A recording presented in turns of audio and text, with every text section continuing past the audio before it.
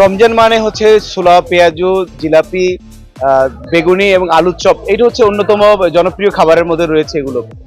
তার মধ্যে হচ্ছে এই রোজদারদের মধ্যে আমরা লক্ষ্য করেছি কিছু কিছু আছেন যারা আছে ছোলা পেঁয়াজু একসাথে মাখিয়ে খেতে পছন্দ করেন, কেউ আলাদা খেতে পছন্দ করেন। আবার অনেকে আছে যে এই ছোলা পেঁয়াজু ঝালের সাথে বুরিন্দা অথবা জিলাপি একসাথে খেতে চান। এই দুই খাবারের মধ্যে রয়েছে যে যারা খান তাদের মধ্যে মিশ্র প্রতিক্রিয়া রয়েছেন। কেউ বলছেন যে ঝালটা একসাথে মিষ্টির সাথে একসাথে খেতে তারা পছন্দ করেন জিলাপি সহ।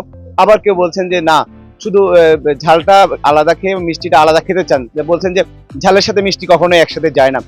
এই বিষয় নিয়ে আমরা কথা বলেছিলাম রাঙ্গামাটি যারা ইফতার কিনতে আসেন তাদের সাথে, জানবো তাদের ভিন্ন ভিন্ন প্রতিক্রিয়া।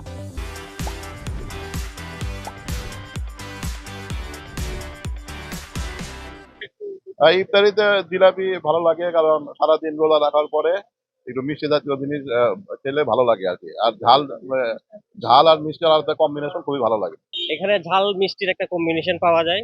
এই কম্বিনেশনটাই হচ্ছে জাস্ট বলতে হয়।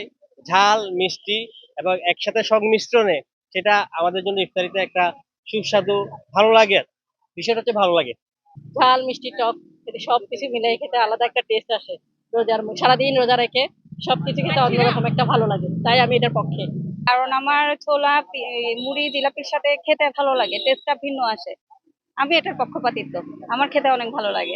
আসলে বেসিক্যালি সারা বছর আমরা অতীতে এই ইফতারি মানে একটা জাল টাইপের চনা বুট পেঁয়াজু বেগুনি, এখন আবার নতুন করে একটা ট্রেড চালু হয়েছে জিলাপি মিক্স করা। এটা আমার তেমন একটা ভালো লাগে না। মানে এটা জিলাপিটা আসলে জালের সাথে জিলাপিটা আমার মনে হয় যে মানে যায় না আর কি, একটু খেত খেত মনে হয়। আমি ছোলা মুড়ির সাথে জিলাপি খাওয়ার বিপক্ষে। কারণ হচ্ছে বিরিয়ানি আর পায়েসে যেমন এলাচি থাকে, আমার কাছে ছোলা মুড়ির মধ্যে জিলাপিটা ওরকমই মনে হয়। এই জন্য আমি এটার বিপক্ষে। আর ঝালের সাথে মিষ্টিটা যাওয়া হয় না, ঝালটা আলাদা করি আর মিষ্টিটা আলাদা করি, সে কারণে।